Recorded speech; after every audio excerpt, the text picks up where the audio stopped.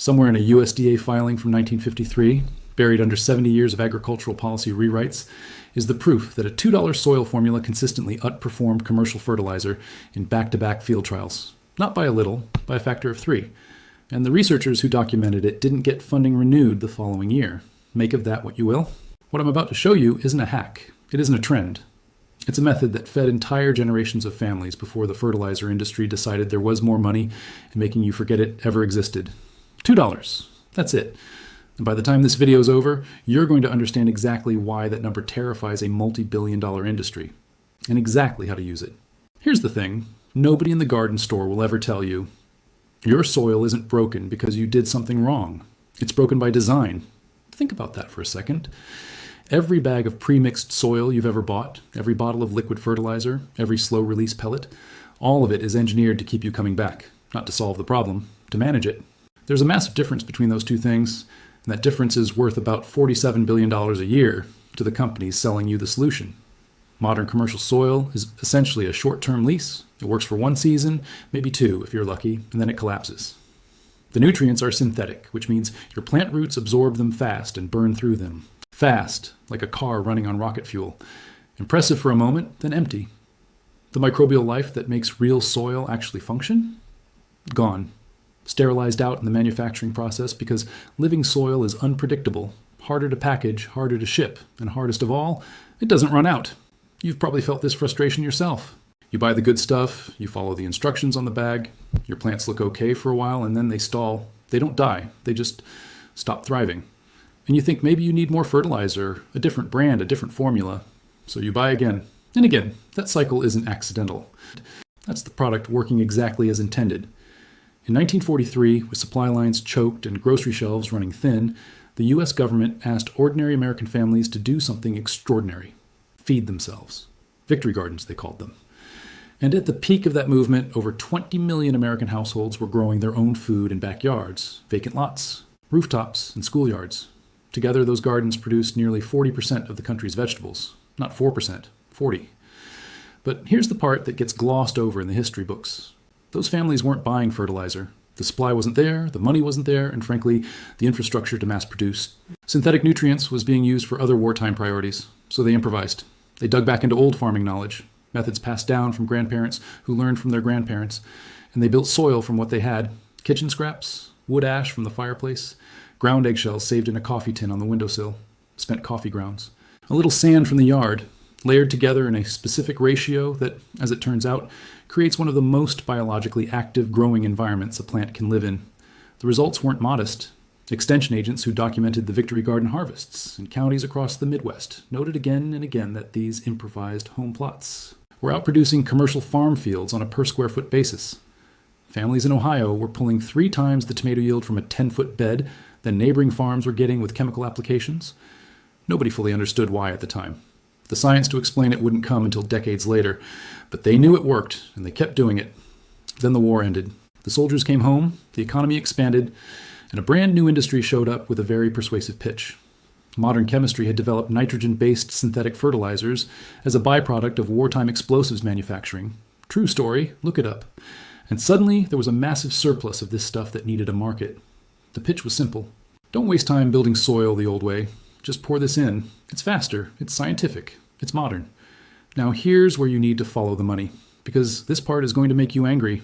By the mid-1950s, the synthetic fertilizer industry was lobbying heavily to have itself embedded into the agricultural extension program, the same government-funded network that had been teaching Victory Garden soil methods just 10 years earlier. University agricultural programs started receiving industry funding.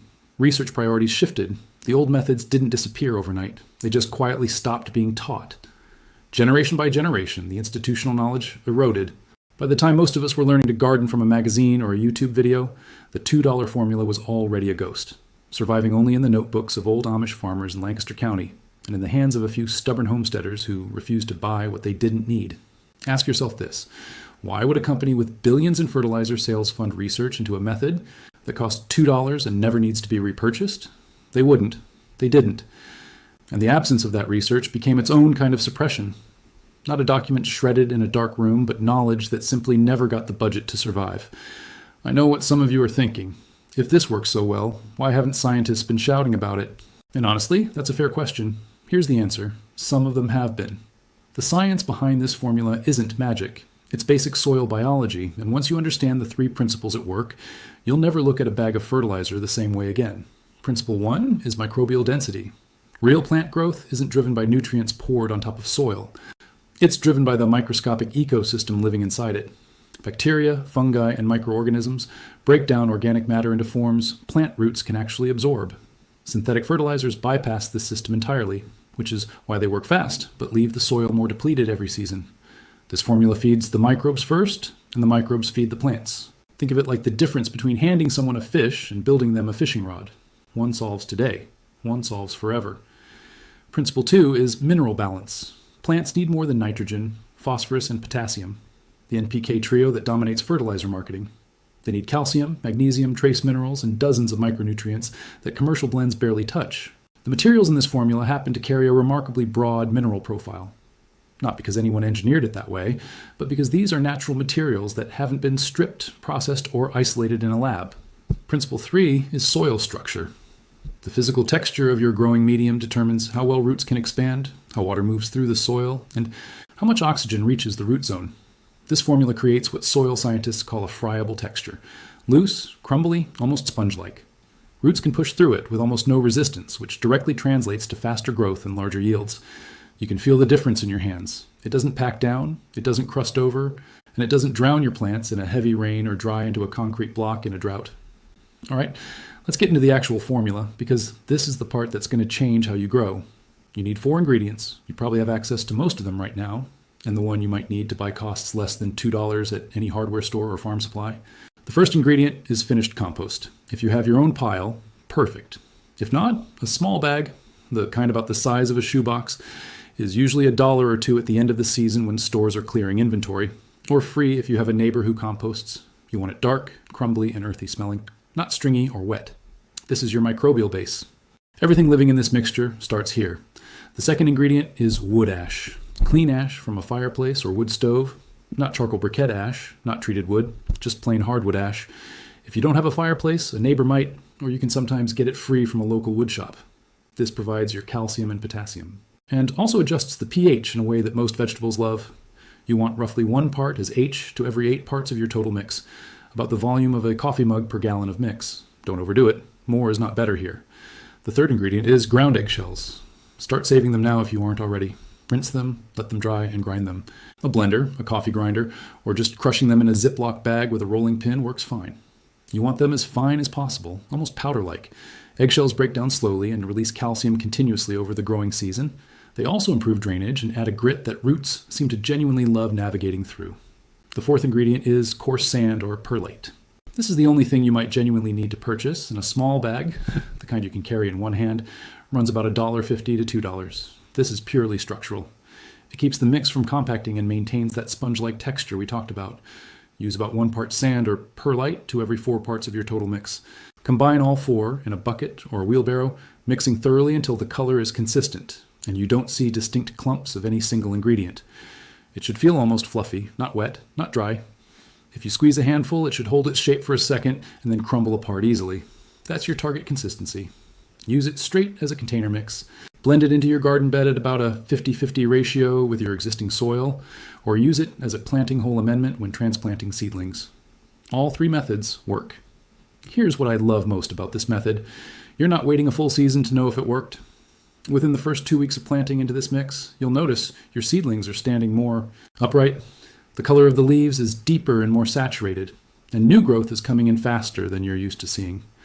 That's the microbial activity kicking in almost immediately, converting the organic matter and delivering nutrients directly to the root zone. By week 4, the structural benefits become obvious. Your plant's root systems will have expanded significantly. If you ever lift one gently from a container mix, you'll see the roots have filled the entire volume of soil, which almost never happens in commercial mixes at that stage. By week 8, you'll be looking at plants that simply look different from anything you've grown before. Stockier stems, darker foliage, flowers and fruit setting earlier and in greater numbers. One thing to watch for in the first week. If you're using a lot of fresh compost that hasn't fully finished, you might see a brief stall as the decomposition process pulls a little nitrogen before releasing it. If that happens, just wait. It passes within a week, and the recovery is fast. It's not a failure. It's the system balancing itself out. Now, one of the most common questions I get about this kind of method is, does it work in my climate? And the answer is almost always yes, with one small adjustment. If you're in a very hot, dry climate, think Texas, Arizona, the Southwest, increase your compost ratio slightly and consider adding a thin layer of mulch on top of your beds to keep the microbial layer from drying out. If you're in a cold, wet climate, the Pacific Northwest, the upper Midwest, lean a little heavier on the coarse sand or perlite to improve drainage and prevent waterlogging. The core formula stays the same. You're just tuning it to your conditions. For container gardeners, this mix is almost ideal as is. Use it at full strength in pots and planters, and you'll likely never need to add a separate fertilizer for the first full growing season. For raised bed gardeners, blending it into your existing soil at about half and half is plenty to see dramatic improvement without having to rebuild your entire bed. And for in-ground gardeners, working a generous shovelful into each planting hole when you transplant is enough to give your plants a root zone advantage that carries through the whole season.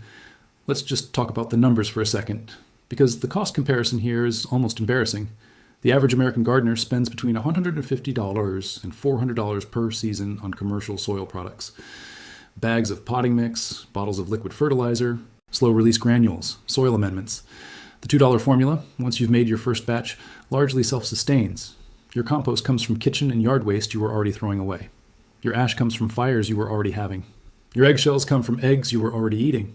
The only recurring cost is the occasional small bag of perlite, and a single bag can last multiple seasons if you store it properly. Beyond the personal savings, think about what you're not putting into the ground. No synthetic nitrogen runoff polluting local waterways. No chemical residues on the food you're feeding your family. No contribution to the soil degradation that commercial agriculture has been accelerating for 70 years. The logic-based case for this method isn't just financial, it's ecological, it's generational, and for a lot of people, it's deeply personal. Why would 70 years of Amish farming communities that could afford to buy commercial fertilizer if they wanted to, continue using methods like this one if it didn't consistently outperform? They're not idealists, they're pragmatists. They grow because their families eat what they grow. They use this because it works. That kind of multi-generational proof doesn't need a university study attached to it. You came into this video probably thinking soil was just dirt. Something you buy in a bag, fill a pot with, and hope for the best. And for a long time, that's what they wanted you to think, because that belief is worth billions. But soil isn't just dirt. It's a living system, a community of organisms working together in ways scientists are still trying to fully map. And when you feed that system with the right materials, simple materials, cheap materials, materials that have been building living soil since before agriculture was even invented, you tap into a productivity that no synthetic shortcut can replicate. You now know what they spent decades hoping you wouldn't figure out. You know why commercial soil burns out. You know where this formula came from and what it does at a biological level. And you know exactly how to make it for $2, starting with things you probably already have. Here's your one action for today. Before you go to sleep tonight, find 3 things in your kitchen. A handful of used coffee grounds, any eggshells you can scrape together, and check if you have any wood ash anywhere on your property. Put them in a single container. That's your start. Tomorrow, pick up a small bag of perlite and whatever compost you can source locally. By the weekend, you could have your first batch mixed and ready to go into the ground.